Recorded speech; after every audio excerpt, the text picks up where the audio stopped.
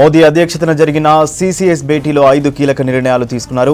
సింధు జలాల ఒప్పందాన్ని తాత్కాలికంగా రద్దు చేస్తున్నట్టు ప్రకటించారు. వాఘా అటారీ బార్డర్ మూసివేస్తూ నిర్ణయం తీసుకున్నారు. పాకిస్తాన్ పౌరులకు భారత్లోకి ఎంట్రీ లేదని 48 గంటల్లో దేశాన్ని వీడాలని సూచించారు.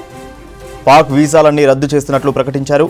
పాక్ రాయబార కార్యాలయంలో ఉన్న సిబ్బందిని 55 నుంచి 30కి తగ్గించినట్టు చెప్పారు. Cabinet Committee on Security met this evening under the chairmanship of the Honorable Prime Minister. The CCS was briefed in detail on the terrorist attack on 22nd April 2025 in Pahalgam in Jammu and Kashmir, in which 25 Indians and 1 Nepali citizen were killed. A number of others sustained injuries.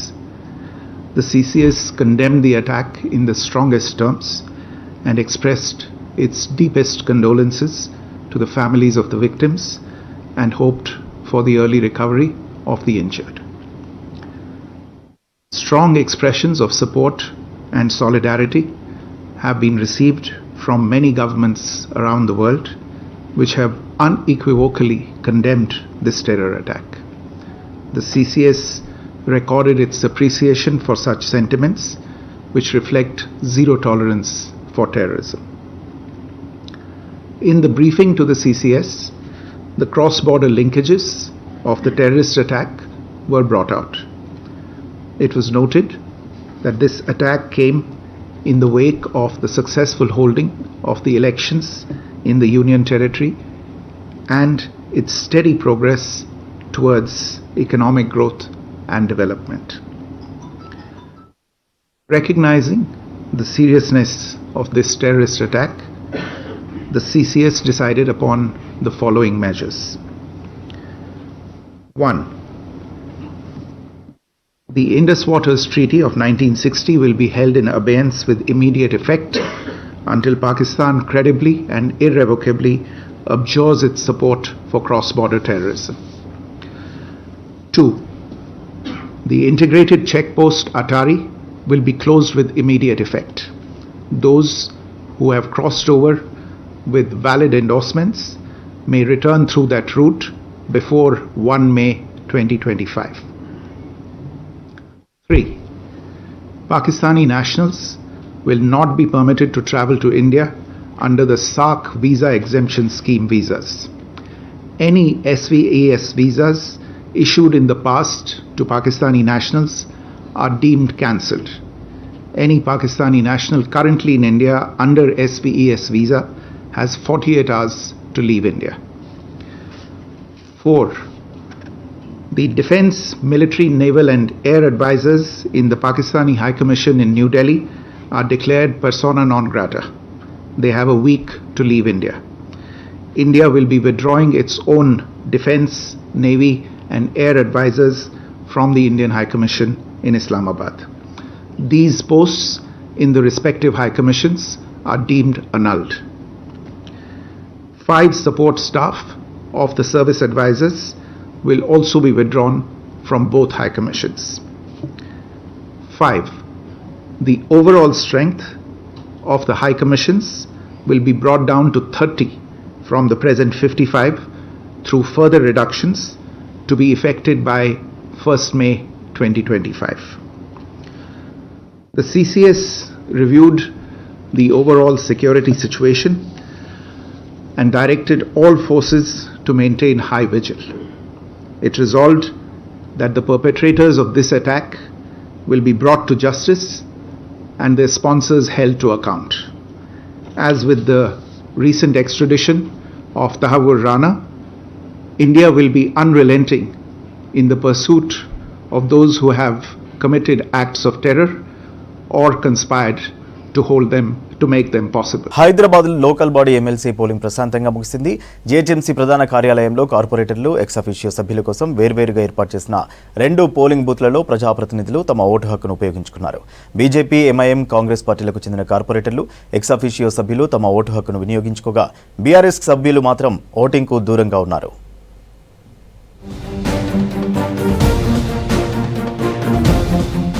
Hyderabad జిల్లా స్థానిక సంస్థల MLC ఎన్నికకు GHMC head ఆఫీసులో ఉదయం 8 గంటల నుండి సాయంత్రం 4 గంటల వరకు పోలింగ్ జరిగింది.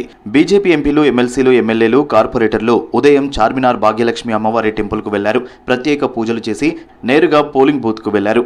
అక్కడ తమ ఓటు హక్కు వినియోగించుకున్నారు. ఎంఐఎం పార్టీ సభ్యులు కూడా ఉదయం ఫస్ట్ అవర్లోనే అందరూ ఒకేసారి వచ్చి ఓట్లేశారు. కేంద్ర మంత్రి కిషన్ రెడ్డి, బీజేపీ ఎంపీలు ఈటెల రాజేందర్, లక్ష్మణ్, కొండా విశ్వేశ్వర్ రెడ్డిలో ముందుగా పోలింగ్ బూత్ నెంబర్ 1లో తమ ఓటు హక్కు వినియోగించుకున్నారు. గోషామహల్ బీజేపీ ఎమ్మెల్యే రాజాసింగ్ మాత్రం సొంత పార్టీ నేతలతో కాకుండా ఒక్కడే వచ్చి ఓటేశారు.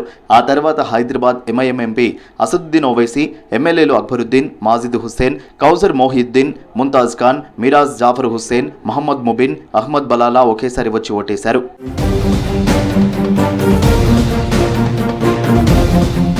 కాంగ్రెస్ పార్టీకి చెందిన రాజ్యసభ సభ్యుడు అనిల్ కుమార్ యాదవ్, ప్రస్తుత local body MLC MS Prabhakar, ఎమ్మెల్యేలు దానం నాగేందర్, శ్రీగణేష్తో పాటు ఎమ్మెల్సీ బల్మూరి వెంకట్, కోదండరాం కూడా తమ ఓటు హక్కు వినియోగించుకున్నారు.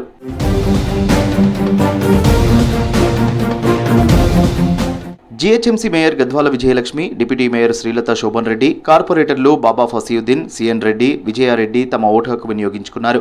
ఎంఐఎంకు చెందిన 41 మంది కార్పొరేటర్లు తమకు ప్రత్యేకంగా ఏర్పాటు చేసిన పోలింగ్ బూత్ నెంబర్ 2లో తమ ఓట్లు వేశారు. ఎంఐఎం పార్టీకి 50 ఓట్లు ఉండడంతో ఆ పార్టీ అభ్యర్థి మీర్జా రియాజ్ ఉల్ హసన్ విజయంపై కాన్ఫిడెన్స్తో ఉన్నారు.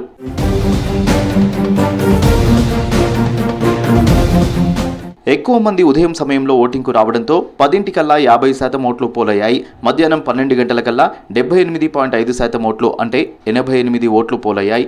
సాయంత్రం పోలింగ్ టైం ముగిసే వరకు ఒక్క ఓటు కూడా పోల్ కాలేదు. బీఆర్ఎస్కు చెందిన వారు వచ్చి పోలింగ్లో పాల్గొంటారని అధికారులు వెయిట్ చేసినా వాళ్ళు మాత్రం రాలేదు.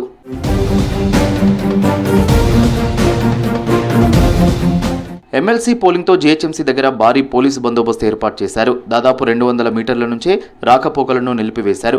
జీహెచ్ఎంసీ కార్యాలయం చుట్టూ బారికేడ్లను ఏర్పాటు చేశారు. దాదాపు 22 సంవత్సరాల తర్వాత జరిగిన ఎన్నిక కోసం ఎన్నికల అధికారులు కట్టుదిట్టమైన భద్రతా ఏర్పాట్లు చేశారు.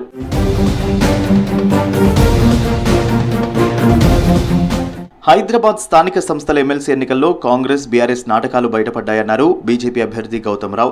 ఎన్నికను బీఆర్ఎస్ బహిష్కరించగా కాంగ్రెస్ పార్టీ మజ్లీస్కు మద్దతు తెలిపిందని ఆరోపించారు. ఈ ఎన్నికల్లో తమ పార్టీ సభ్యులతో పాటు కాంగ్రెస్ పార్టీకి చెందిన కొందరు తమకు ఓటు వేశారని తెలిపారు. తాను ఎమ్మెల్సీగా గెలుస్తానని ధీమా వ్యక్తం చేశారు. ఈ యొక్క కాంగ్రెస్, బీఆర్ఎస్, ఎంఐఎం ఆడుతున్నటువంటి నాటకాన్ని కూడా తిప్పికొట్టాలని చెప్పి కూడా నేను కోరుతా ఉన్నాను.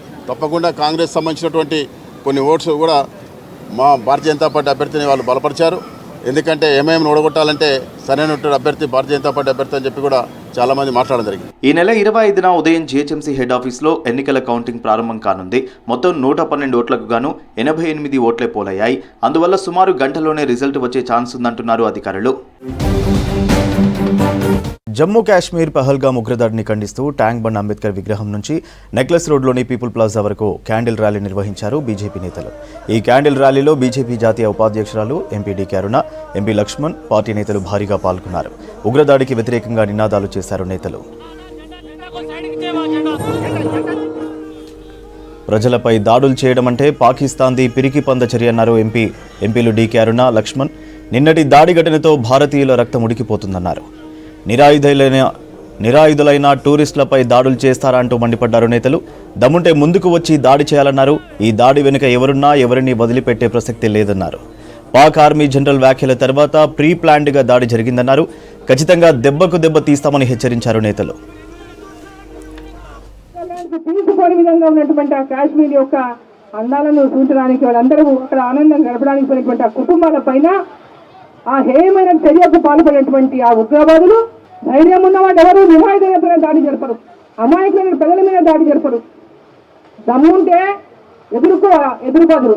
అంతేగాని అమాయకుల ప్రాణాలు తీసి మేము పెద్ద హీరోలమని అనుకుంటే ఆ ఉగ్రవాదులు మిమ్మల్నే కాదు, మీ వెనక ఉన్న ఎవడెవడు వెనక ఉన్నాడో మిమ్మల్ని అందరినీ కూడా అంటూ చూసే వరకు ఈ సంఘటనకు మీరు మూల్యం చెల్లించగాదు, ఇంతకు డన్నంతలో మూల్యం చెల్లించే వరకు నరేంద్ర మోదీ గారి ప్రభుత్వం మిమ్మల్ని వదిలిపెట్టదు.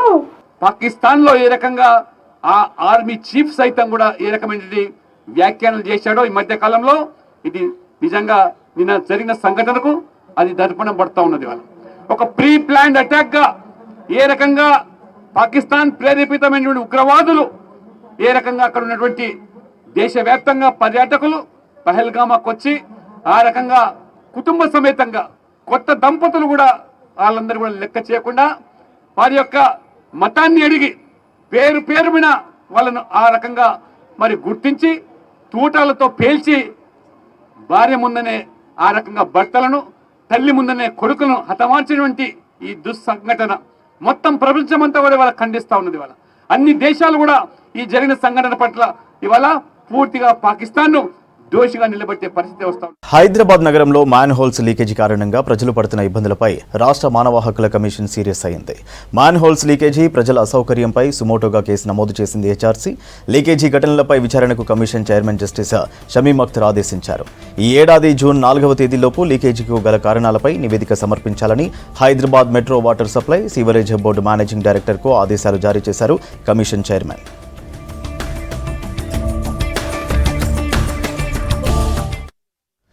హైదరాబాద్ కొండాపూర్ శ్రీరామ్ నగర్లోని ఫుట్పాత్పై అక్రమంగా వెలిసిన షాపులను జేసీబీ సాయంతో తొలగించారు టౌన్ ప్లానింగ్ అధికారులు. కాలనీలోని ప్రధాన రహదారికి ఇరువైపులా ఉన్న అక్రమ షెడ్లను నేలమట్టం చేశారు. అయితే 2 రోజుల క్రితం ఫుట్పాత్ ఆక్రమణలతో ఇబ్బంది పడుతున్నామని మున్సిపల్ కార్యాలయం ముందు ఆందోళన చేశారు స్థానికులు. దీంతో పోలీసు బందోబస్తు మధ్య ఫుట్పాత్ ఆక్రమణలను తొలగించారు అధికారులు.